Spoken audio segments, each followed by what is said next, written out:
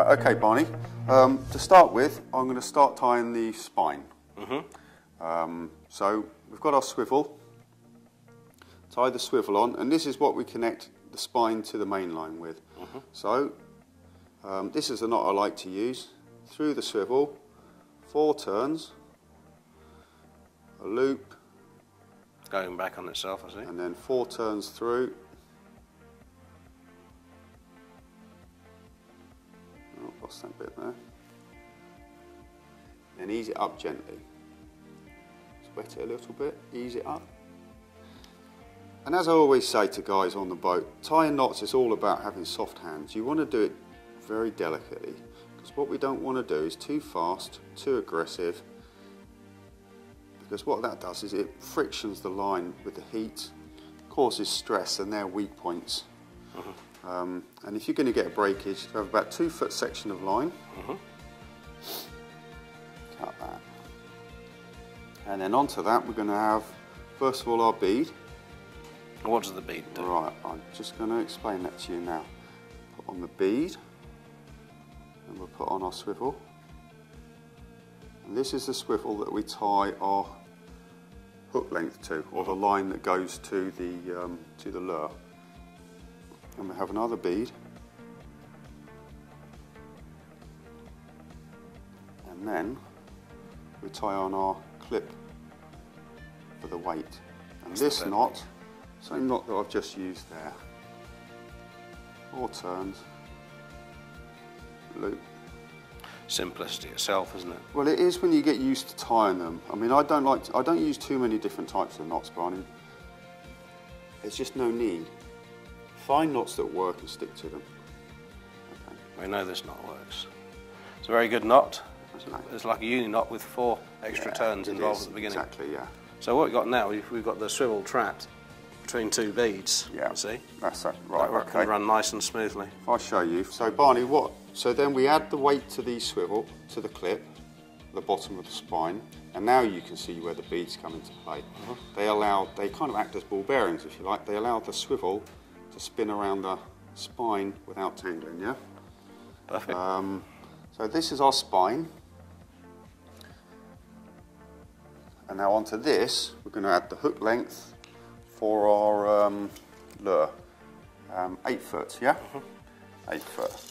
6 foot. 2 foot. I only get 5'7" when I do that. Okay, so once again, onto the swivel with the hook length, the same knot I've just used.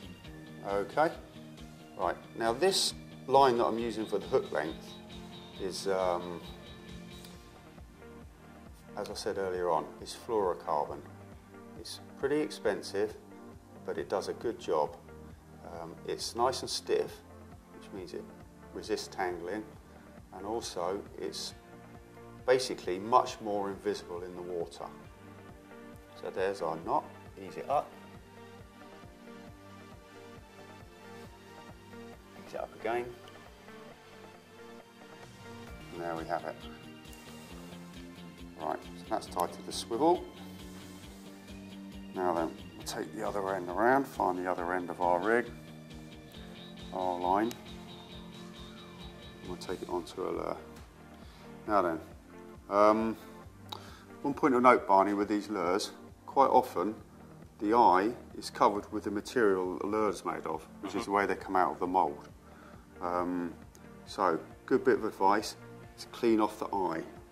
Just in case you can just see the material coming off, and that material will make the hook slip. Yeah, many a good fish has been lost that way for sure. Now then, these lures, quite often the hook's quite thick metal. So with this lighter line, what I like to do is double the length of the line over when I'm tying a knot. And I use a different knot this time. I'm going to use,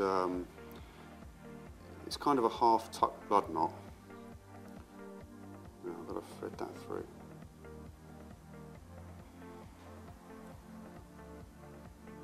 There we are. It's quite fiddly. Right, so I've doubled the line over, and what that does, it gives it extra strength, yeah? I've doubled it over, and there's the loop. And this time, I'm just going to give that 5 turns round. 4, 5. through, ease it up. That's a half blood then, a doubled half blood knot. It is, but it's not tucked. No. Because I find that this works. Trim it up. And there we have it, okay? Brilliant. So there's the lure. What we have is the spine, the lure. Oh, hold on. So that's bumping along the seabed. That's it, and it runs all the way off, and here's the other end. And all the fish get to really see is the lure swimming along. Okay? Brilliant. And this end, we clip to our main line, and that's it. That is simplicity in itself, Okay, isn't Barney? it? That's the Portland rig that we use.